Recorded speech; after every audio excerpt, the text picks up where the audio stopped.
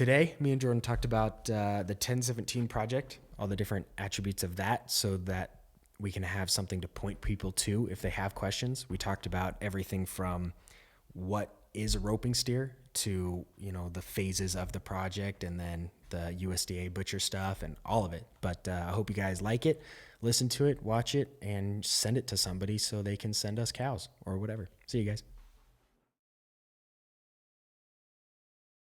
Hello, everyone. We're live. Welcome back to Discussions with Jordan. I'm already in here. Yep, you'll notice Jordan is sitting here.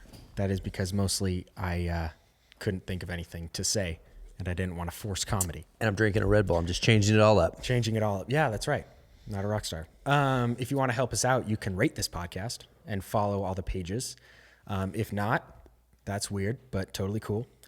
Today we have Mr. Jordan Weaver on the podcast. Oh, hi. Hi, Jordan. It's good to be here. Good. How's Thanks your for day having going? me. Great. It's Great. good. That's been a wonderful. good week. Today we're talking about the 1017 project. My favorite. Because I thought it would be cool to first of all, just dive into all the information and then have something to refer back to if people are saying. Can I just tell people what a professional you are?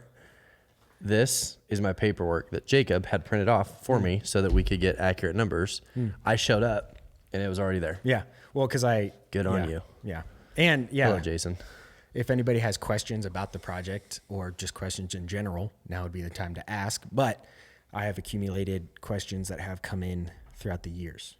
Okay. All right. Yeah. So let's jump into it. How and when did it start?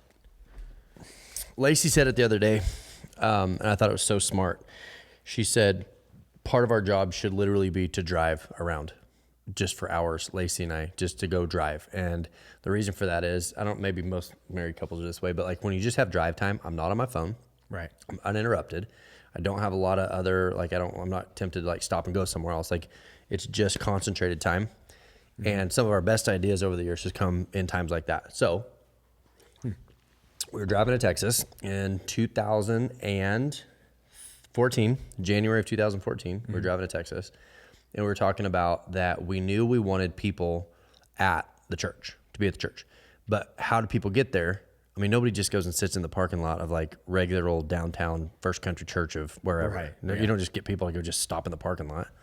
And so we knew that we wanted to have kind of like an event center, place for people to put horses, place for people to kind of hang out. Right. We knew we wanted cattle, wanted to have events because that gets people on the site here, because for us, that's a giant leap to ask somebody who's never had a church background to just show up and start going to church. Right. But if they're kind of familiar with the property, if it's sort of a safe space. And so we had said that we knew we were going to need cattle for something like that. Mm-hmm. And traditionally in churches like that we, like what we are in the South, they just lease cattle. So here's how the typical situation worked. Before the 1017 project, what a church would do is that they would lease cattle for $40 a month. So say you got, for the sake of easy Each math. cow? $40 a month per steer. For the sake of math, let's say you wanted to rent 10. It's usually more than that. But that's $400 a month every single month plus your feed. So you've got feed plus $400 a month going into these cattle. When they're not any good to rope anymore, you take them back to the guy who owned them. So he's made all this monthly lease on them, plus you fed them, and then you bring them back. And then when you bring them back, they're not worth that much, really. I mean, they're if you're done with them, it's because they're not very good to rope anymore. But it's a loss. And so, But they're healthy? Yeah, totally healthy. Actually, more healthy usually if you take care of them. I mean, leases are kind of funky because people don't always take care of them like they should. But if you take care of them, they're going to be bigger. They're going to be more lean. They're going to be better shape. They just maybe don't run, or they duck their heads, or they drag, or something like that. They know the routine. Mm-hmm. Right. Yep. It's kind of like playing a team that they know the play and they know how to mesh up. Mm-hmm. So it was about Twin Falls, Idaho. We started talking about what it would look like if the church were to buy.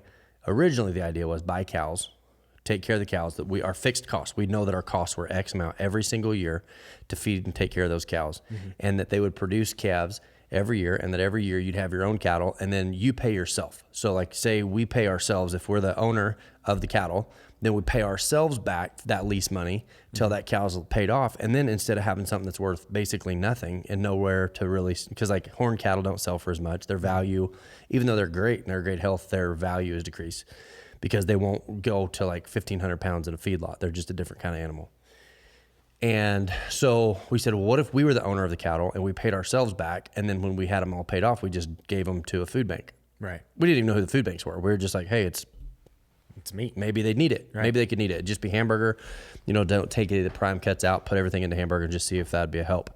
That was literally how it started. We called Robert Buckner and I said, hey, what would this, if we did a deal where we had our own cattle, we knew we were going to have an arena and stuff like that. And Robert literally said, go for it, do it.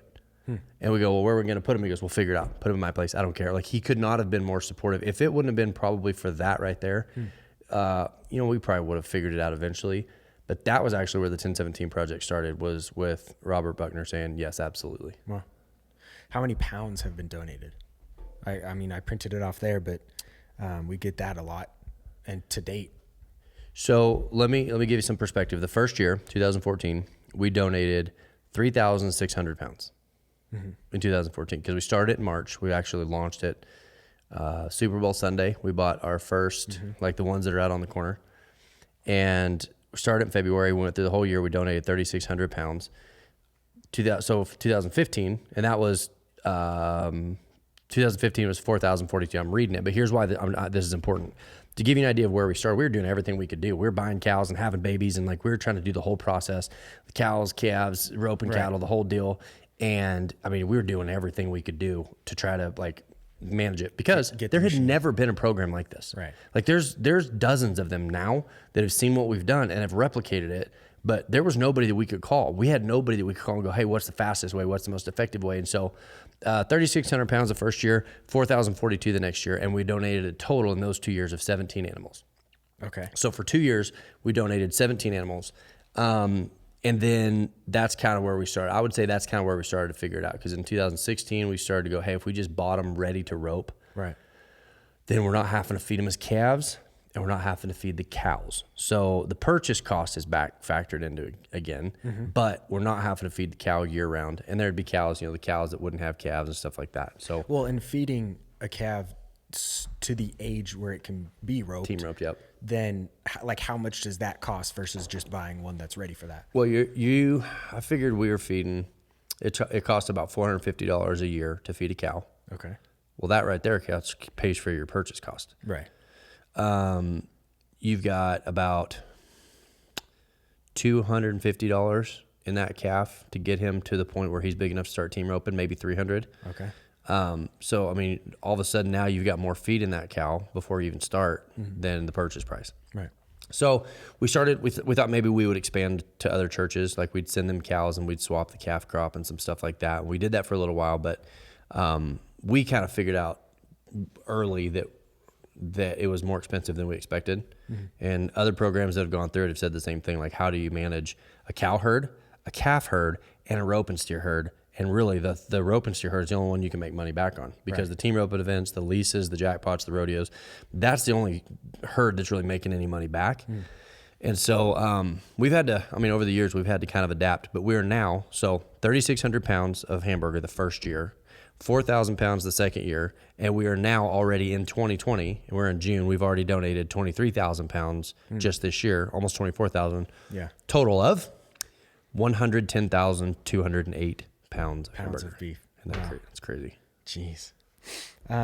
What breed of cattle and why? That changed also because we were raising them. And so if it's a rope and steer that's raised in the U.S., it's called a native to the U.S. And they're just not as good. They're not as old. We can't really produce as good a quality roping cattle as they do in Mexico. Okay. And so we've swapped now to... Is that genetics or the way they're genetics, raised? the way that they're raised. It's warmer down there, so they don't have to feed them up. Because up here, if you when it's cold, you got to feed them while they're growing, but their horns aren't, and so their body outgrows their horns. What you want is bigger horns, smaller body, because the smaller the body is, the bigger the horns are, the less pressure it puts on them to team rope them. Right. And so we transitioned in like 2017 to all imported in-brand cattle. Wow.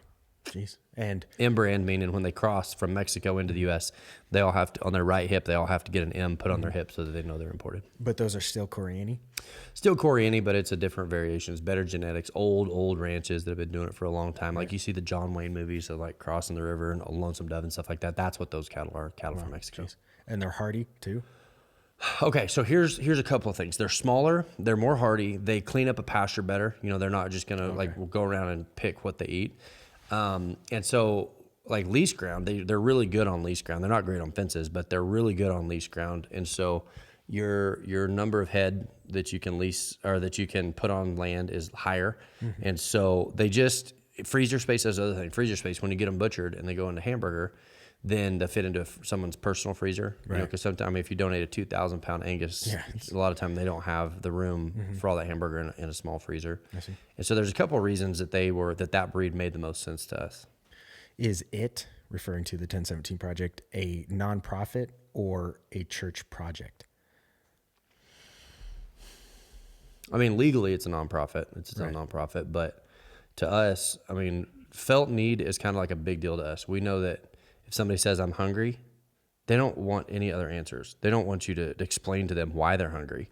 They're hungry. They want food. Right. And so the church, what the 1017 Project does for us is it allows us to minister to a felt need in our community. And by reaching a felt need, it opens a door that says, hey, we're a place that cares. If you have questions, we're here. But instead of just kind of cramming theology or philosophy down someone's throat, we go, hey, we want to be a food source to people who need it. A lot of times these kids didn't pick their parents either.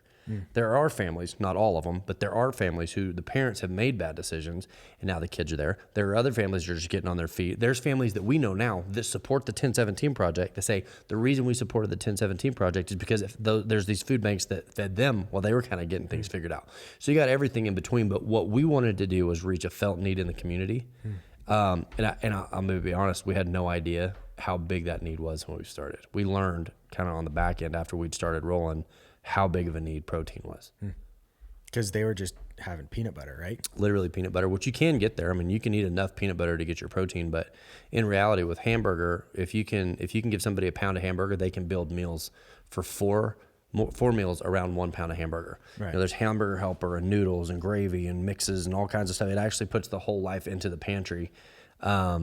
And so the hamburger was kind of like the cornerstone of those pantries, and they didn't have any. They were just literally giving away peanut butter for protein, trying to fill the gap for people. And now these food banks that are full of hamburger have better quality hamburger in the food banks than you can buy at the grocery store. You cannot buy that quality of hamburger at a grocery store because everybody else takes the prime cuts out because they bring more money.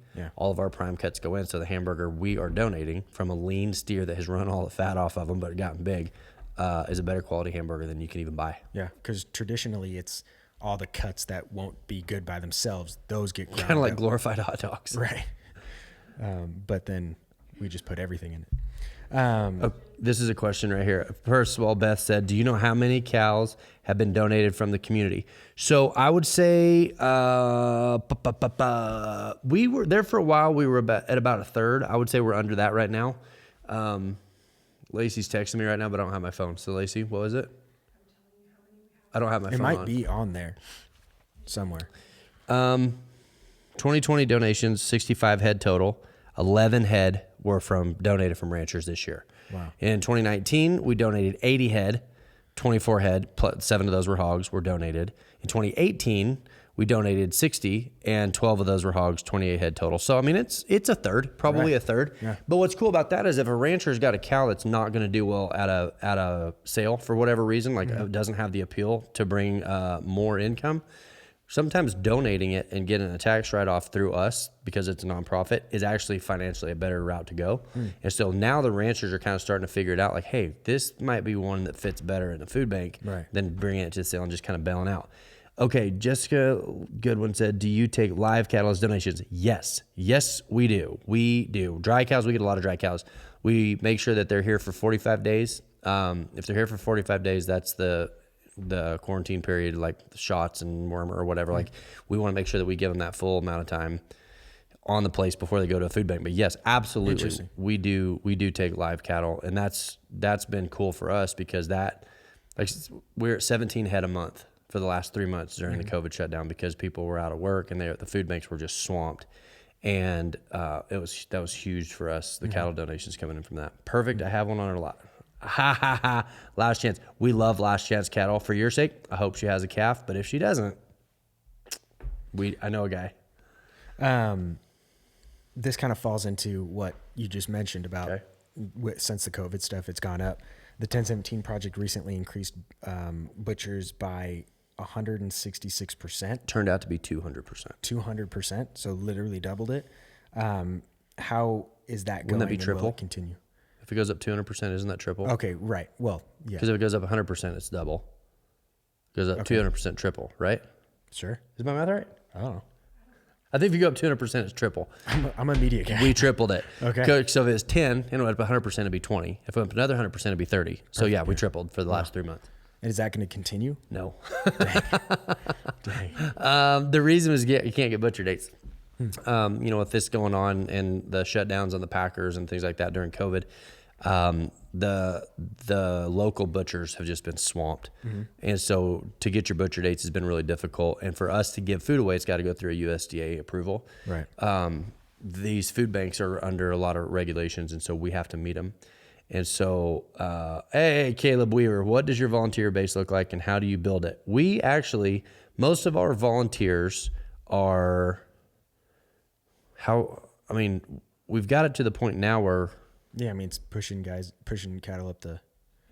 Yeah, events. Most of them are events. There's a line around the corner of people who would show up and feed now, because we got this cool little hydraulic trailer that you push the button on and it does all the work for you. You got this tractor, like you're sitting in a heated tractor. And like today at Cody Shea, she came and she was on the tractor with me. And she's like, doesn't this thing have a radio? So we kicked the radio on and she's listening, jamming in her little chair. So like getting volunteers to feed is not as hard.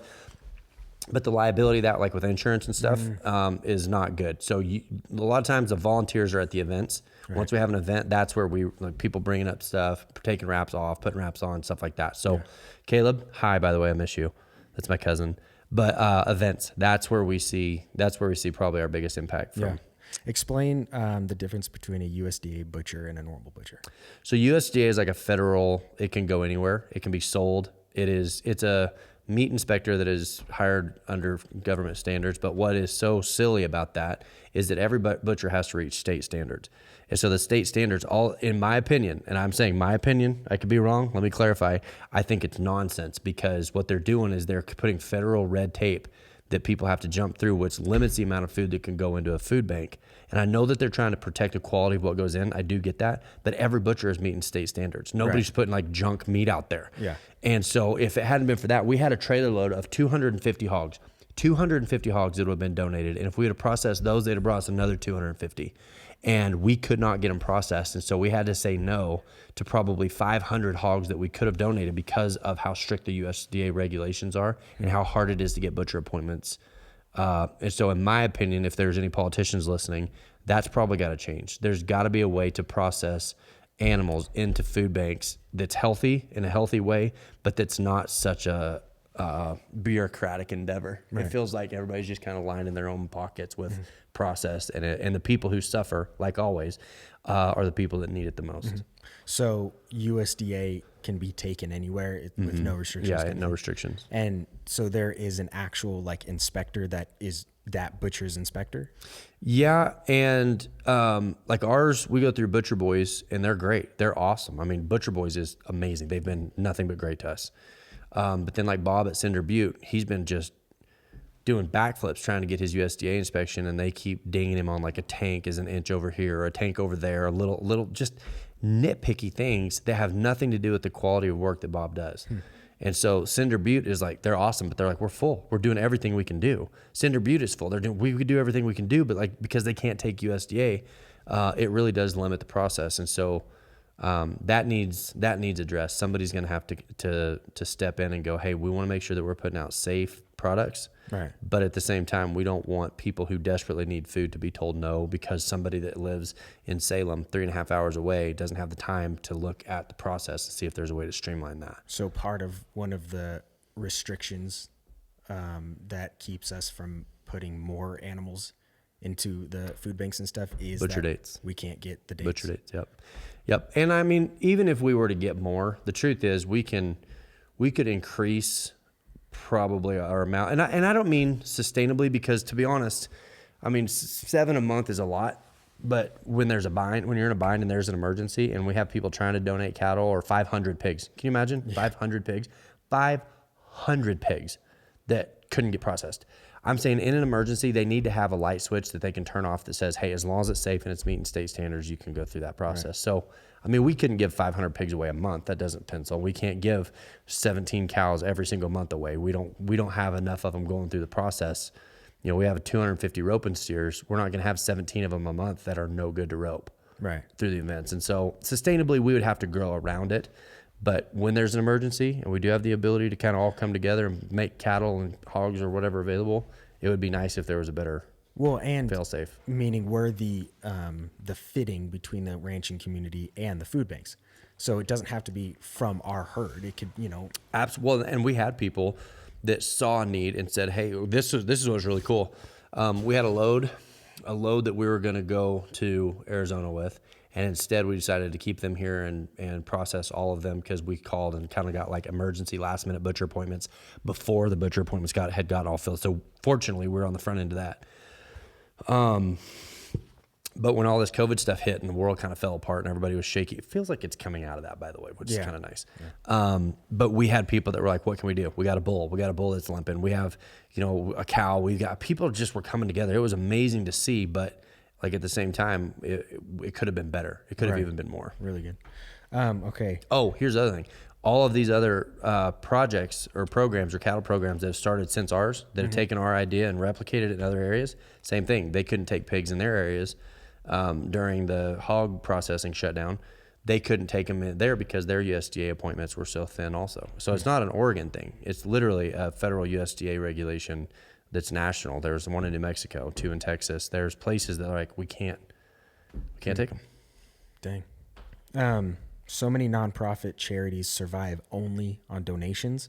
Explain the sustainability of the 1017. So imagine a program that said, can I have $1? And they go, yes, here's $1. We go, hey, thanks. And we hand the $1 off. What am I going to do next? Ask for another $1. Hey, can I have another $1? Right. So what we wanted to do is like, hey, if we put $5 in, can we build something that is like a machine that this machine creates product so that we're not having to come back and ask for more. And the church supports the 1017 project at a monthly basis, but we've donated, that's like $560,000 worth of hamburger, $560,000 worth of hamburger that we've donated. And you go, well, that seems like a big amount.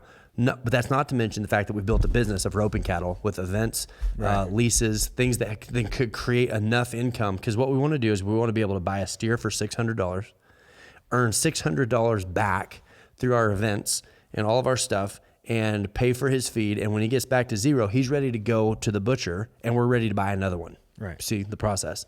And so the best that we can do, prayer for Steve Biggs. Scroll for, oh my gosh. Yikes. Okay, prayer for Steve Biggs. Sorry. But what we wanted to do is create something that had sustainability, that said we can put on events. The way the events work is you take out a cattle charge per run. We're a part of the World Series. Brandon Beers had that contract. And so it takes so many cattle that he brings us in, and we do some of the ropings also. That what we can do is create enough income that it's sustainable. So that if a food bank goes, hey, we can budget for 70 cents a pound because that's what it costs to butcher them plus kill. So it's like $1 a pound basically. They can budget for $1 a pound. They go to their people and they go, hey, for $1 a pound we can buy hamburger. Here's how much it costs. So now we can build predictability out a few months or a year or something like that. But if there's no sustainability and we go, oh, sorry, there's no food this month, then they're like, okay, now what are we gonna do? Like by the 1017 not creating sustainability, what it also does is it doesn't allow for that chain of other people that depend on the cattle project to be sustainable. It doesn't allow them to have sustainability also. Right. So by saying we want to be very intentional to take what comes in and be really intentional with it and create something that's a generator and an earner, the cattle that last longer, for instance, is huge for us because that's longer that they can earn back to zero. The natives weren't lasting as long. The cows were eating a tremendous amount of feed and pasture and all the stuff that goes with it.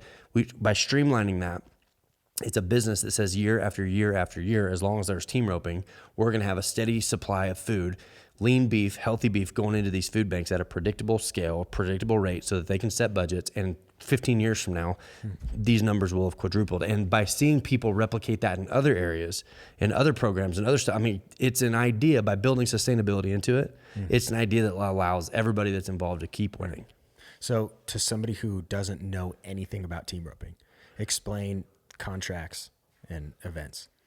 Hold on. My aunt, I got family on here tonight. My aunt said, our butcher appointments have been pushed out 2 months due to prices of beef going up recently. Do you hold standing spots every month, Jordan? Yes. Every single month for another year. For the next year, we've got all of our stuff already scheduled. We work with Butcher Boys. And after the first of the year, we're going to 10. After the first of the year. 2021. We're going to 10 head a month. So that allows us to grow the program because we know that we're butchering 17 a month right now is just crazy. It seems like every time I come home after church, it's like, oh, we got 7 more that need to go in. Right. So 17 a month, we're during COVID. Now, after the first of the year, we're going to go to a sustainable 10 head per month. So that's 60 a year that we're going to have to be raising, which means our event need to increase. Our roping numbers have to increase. But again, sustainability. So explain the contracts and events. Okay. So people someone's not going to drive all the way to the border of Mexico and buy cattle. First of all, you can't. There's a broker. You have to go through a broker to buy cattle that have been imported from Mexico. Second of all, you're not going to drive all the way down there and buy 10 steers. But if you're here and you're a team roper and you come to us and go, what do you have? We can lease cattle that maybe don't fit our jackpot set anymore, but they're good to practice. They're great to practice on. They maybe slowed down. Maybe they gotten older. Maybe they're just, for some reason, the speed or whatever, they don't fit a jackpot set. You can lease those cattle for $40 a month. And see, remember the original idea of what we wanted to try to avoid at the church of leasing cattle for $40 a month, because the good of that goes to the owner. Now we're the owner and we can lease cattle out. Last year we had like 100 steers leased out all summer. In Arizona, we lease out a number of however many. So we'll send a truckload to Arizona. So year round, we've got cattle that are out for $40 a month. For practice. Yep. So that people can practice their own. Now that gets them off of our feed bill. So they're still growing and we're not having to feed them. It allows them to continue work and creating revenue or bringing income back in for themselves so that when they go to the food banks, we owe less on them. Now here's what's cool. Sometimes you have steers that just stay good and they may earn more than the original purchase cost. Right. And those make up for the ones that, go 3 times and they're like, this is not for me. And they start dragging or ducking or you break a horn. But in the end, it's not going to be something that makes money. It just won't. It's not designed to. But what helps us to get ahead is people in the community, like donating hay. People let us put cows out on their pasture. Like Rob Pincer let us put some pairs, some like last few stragglers of the old model that we had. And so those cows are out growing on feed right now that we're not having to pay for. JD Stanley has 60 of our steers out on a pasture. What's crazy, here's what's cool. We had 60 head at JD Stanley's place. I hope he's okay with me saying that. I think he is. If he's not, sorry. But we turned steers out on his place. We go get them. We took them to the roping. They earned however much they earned. We put them back on the trailer and brought them back. We didn't have to put any feed into them at all. They go right back out there on donated pasture. Right. He gets tax benefit on his place for the cattle being out there. It's better for his pasture to have cattle on them. And so we get creative on how to try to create income to get back to zero. So do we get contracts for events as well?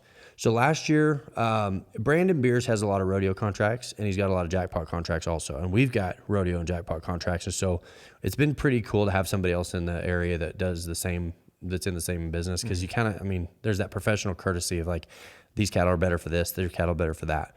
We had half the steers at St. Paul, Oregon at the pro rodeo last year. We had the steers at Walla Walla. We had steers at Joseph and Linden and I'm trying to remember what pro rodeos last year.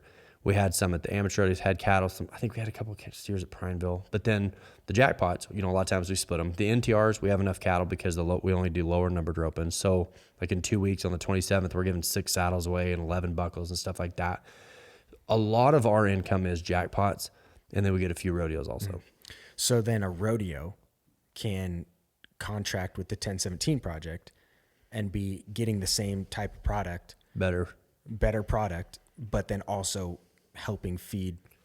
To me, it's a cool story. If I'm a rodeo committee and I know that I'm going to be able to get a better product than what is available right now, because honestly, the cattle that we've got are amazing. They're imported. You can't get a better quality. There's a guy named Matt Sanchez that I talk to all the time that works in the import process. He's just a super good guy. He's been really supportive of us. Like I said, Brandon, there's people around that we go through. Like, we can't get better cattle than we have. So if you're a rodeo and you want better cattle, we've got them. And at the end of the day, everybody likes the virtue signal just a little bit, whether you want to admit it or not. And we can be like, well, these cattle are technically going to a great cause. They have a good life, you know, that kind of stuff. Sure. It's a cool story, but at the end of the day, it's a good business model too. Yeah. Well, I mean, I know media and I know marketing a little bit. And that's good. How big is the 1017 herd, and will it keep growing? It is always growing. If you ask Holly, she's our administrator, you might know her. I do. She's my mom. I'm always looking for deals on cattle. Right. Always. I mean, you could hit me in the knee with a hammer and I was like, buy more cows. I mean, it's just like my knee, like my reaction is always buy more cattle. But in my opinion, the more that we grow, the better it is. And I know that increased feed costs, but then our events are better. I think the more steers that you have, the less that often they get roped, the better they stay. They stay better longer. It's actually more expensive to have fewer cattle. I don't know how many we have right now. I think at one point we had like 250 that were from Mexico. Wow. I don't think we're that big right now, but Holly, if you're watching, I got a plan on how to get another 80 right now. It's a really good deal. You're going to love it. Okay. The board has to approve everything that we do, obviously, and they're, unfortunately for everyone except me, they are just as excited about cattle as we are. And so explain the partnership between the project and the food banks and shelters and stuff. Okay, so here's how it works. We know 40 different food outlets, after school programs, women's shelters, food banks, things like that. 40 of them that are in Central Oregon. 55 tons worth of hamburger that they've given away. And we give some away here on Sunday mornings too. Right. But we want to create a predictable amount of food for them. But to do that, it is liability wise, we donate them live. Basic, but they don't want them delivered to their facilities. I mean, who wants 7 steers dropped off in their front door? Right. So what we do is we have the butcher appointments. We own the butcher appointments. There are appointments. We donate them live. We're like, here's your steer. We're going to drop it off for you at the butcher. You go pick it up, pay the butcher cost. So it's a partnership. There's a dignity aspect that says we're not just giving you. There's this associated value that says they're a part of this process also. Right. They are a huge part of what makes the 1017 work. If it wasn't for the food banks and their partnerships, then it doesn't do us any good, because while we're ready to give away food, we don't have anybody to give it to. Right. We don't have the relationships. We don't have the networks. These people that work at the food banks are unbelievable. They're partnering with us. They're paying for their own cut and wrap costs. They're paying for the butcher fees. They're partnering with people in the communities. They have the relationships. They are, I know it sounds kind of cheesy, they are genuinely the heroes of what it is that we do. I look at us as a supplier. But man, if it wasn't for the, like I said, 40 different outlets, what do we do? I mean, for instance, where we're at in Wickenburg, we want to get to this. I mean, that's kind of our next horizon. And what's hard is they don't have the same system of food banks there. And without it, it's a big time challenge. Yeah. And we'll get there, but it's been amazing. It's been a real eye opener to me to see how challenging it is to try to partner with a food bank. No food banks, or if they haven't set the budget. And in their defense, if they didn't know we were coming, it's not like they put us into their budget that year. Right. Yeah. So we essentially say, here's your cow. We'll take it to the butcher. This is him. His name is number 56. Right. He's yours. And then they work with the butcher. I see. That's great. Well, another thing is that takes some of the legal liability off us too, because it's USDA inspected. It's good to go. You take it and then it's yours. You know, if it's us, if we store meat that's USDA inspected to be redistributed, there's like a $10 million liability insurance that you have to have for good reason. I mean, if you're just set a hamburger out in the backyard and hope it's okay, I mean, there needs to be some buy-in. But by donating it live, they take the whole process. Explain the different phases that the cows go through. So we had some videos. But we had some videos, and those are kind of outdated now, but it's close. It's close. Usually we'll buy cattle that have been to 2 or 3 events. It's better for us, rather than buying them fresh, and we buy some fresh cattle too, but rather than buying them fresh, meaning they've never been roped before, and importing them and hauling them all the way up here from, Sanchez, they're in New Mexico. Brandon's deal for the higher numbered opens and stuff like that works better. If he buys fresh ones, he breaks them in, he takes them. And if we buy them from Brandon after they've been to a couple of events, it's better. It's just a better business for us. The fresh ones that we buy have to go straight to grass, which is not the end of the world, but it's just a little bit of a different process. But their first stop is jackpots. We break them in, we practice on them. If you can put on a rope and steer, if you can put 10 or 12 runs on them where they kind of understand before they go to a jackpot, they last a lot longer. And so we rope here all the time. We're always roping. And I'm not gonna lie, that was the original motivation. We liked roping. We wanted cattle around. That's where this started. And so We rope here all the time. We're constantly sorting. Like we did it again this weekend after the jackpot. We took everything, saw how they did, and distributed them accordingly to grass or out here.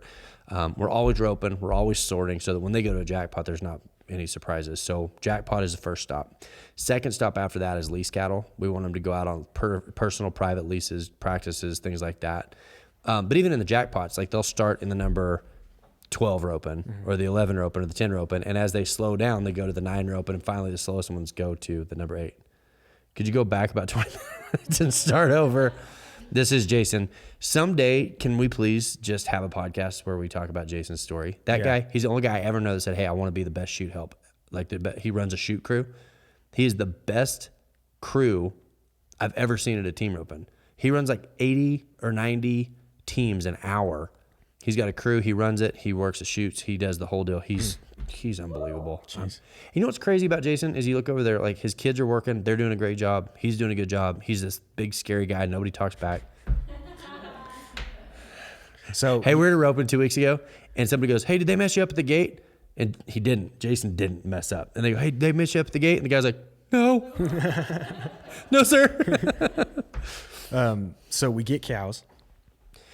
Then we put them in jackpots. Yes. Okay. And then they earn money that way through entry fees and stuff like that, right? And once they've slowed down, they go to private leases, $40 a month for as long as we can keep them leased out. Usually we lease them out all summer and then take them in Arizona, lease them out the rest of the winter. So they almost go, it's not like they learn how to be a good roping steer.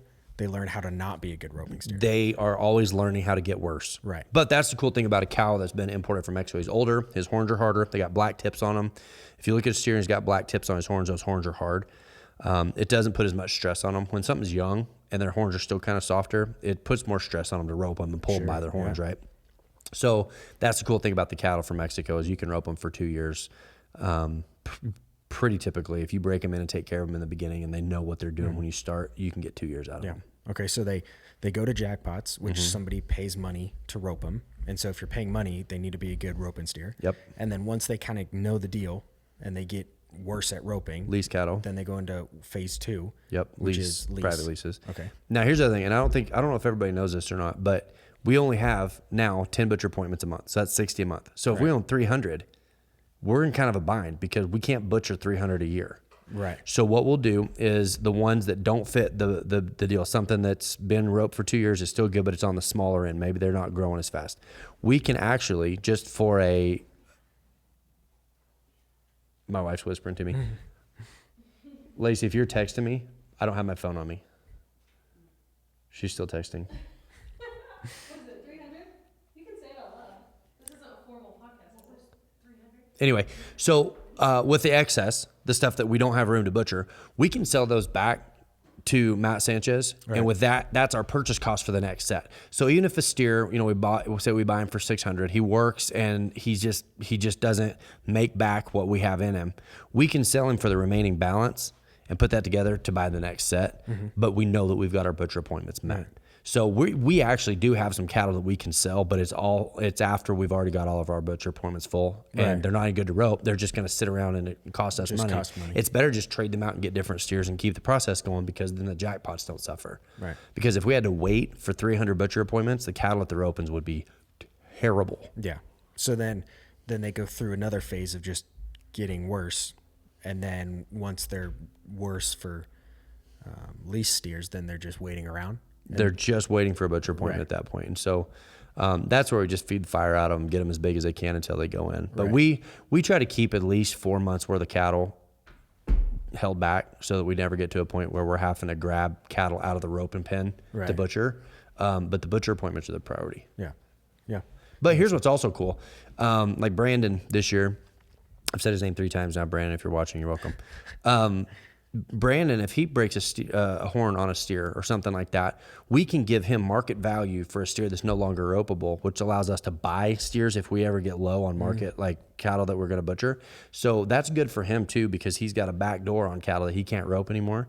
So we're a good business partner for people in the area too. I mean, we're trying to be good to work with. We're trying to be good neighbors. It's better for us. Our program is better when there's other people in the business in the area. And so we're able to buy cattle for market value that are no longer ropeable if we need them also. Is the project just in Central Oregon? Central Oregon primarily. We send lease cattle to Wickenburg every year. There's a market for lease cattle down there it's just awesome. And so they go down there and they'll work for the rest of the year. Usually what we try to do is send the smaller, better to rope end to Arizona, because then they'll go over back to Matt Sanchez at the end of the winter. They'll go back over there to buy the cattle that are back in Central Oregon again. Interesting. But lease cattle in Arizona. So if you need some lease cattle in Arizona, hit me up. I got plenty because I'm about to buy 80 more that nobody knows about. That nobody knows about until right now. Preston says, this is such a cool concept. Let me know if there is ever a plan to do this in Texas. Preston, let me just tell you, it's not out of the realm of possibility. Yeah. It is absolutely possible. I think there's been 2 or 3 that I can think of off the top of my head. There's been 3 projects like this start up with this idea that have taken it and they're doing a great job. People are getting fed. It's been good. Explain the origins of team roping. Is it a sport or actually necessarily? Well, it started like if you go to branding, you rope them around the head, rope them around the feet, stretch them out, put the rope around the front 2 feet, hold them, and then that's how you can doctor them, you can castrate them, you can brand them, all the stuff, and then horses ride up, cattle run off. It's the best way to go through a lot of cattle at once without chutes, and that's kind of where it started. It was definitely a ranch aspect, but then it's just become it's the fastest growing equine sport in the world. Like the world. Your jacket on the mic. The World Series finale in Vegas gives away like $13 million in December. I mean, it's huge. And what's cool is like a grandpa, grandkids, moms, dads, brothers, sisters, everybody can rope because there's tiers, all the way down to like the lowest level all the way up to the highest level.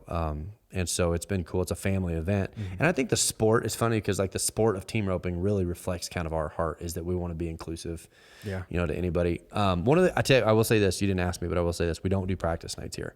I would get that a lot. People, hey, when do you host practice nights? And we don't. And the reason that we don't is because we're always sorting jackpot cattle. We don't really have a night where people can come work on themselves or work on their horses. And why would you want to come practice if it's roping for the sake of the cattle? And that's hard to explain when somebody's just kind of working on themselves and the cattle aren't benefiting from it. Right. Those honestly, if a steer can get roped once a day, it's good for them. It's good. And roped by someone who is roping for the benefit of the cow, like running their rope, move forward, keep them moving. We're constantly working on cattle. And so when people are like, why don't you have practice nights? We can't afford it. We can't afford to have our cattle getting roped at jackpots or private leases, and then also, hey, tee off on them during the week and let's just practice till you feel. So we don't do practice nights, and so I hope that helps clear up if anybody's got a question why we don't do those. Right. If we're roping, we're doing it because we're sorting cattle and trying to put sets together for a jackpot. Yeah, interesting. Well, that's it. That's all I got. I mean, we've had good. You can find us at Facebook, Instagram, YouTube. Yeah. I mean, the 1017 Project, as well as Shiloh Ranch Church. Do you know there's a rapper that has a 1017 somethings? Have you seen that? Like if you type in 1017, it'll take you like to rap. Doesn't Drake have something to do with that? Yeah. Interesting. I have no idea what it's about. Something cool, probably. Yeah, that's pretty awesome. Anyway, cool. Hey, that's it. Thanks for jumping on. Yeah. See you guys.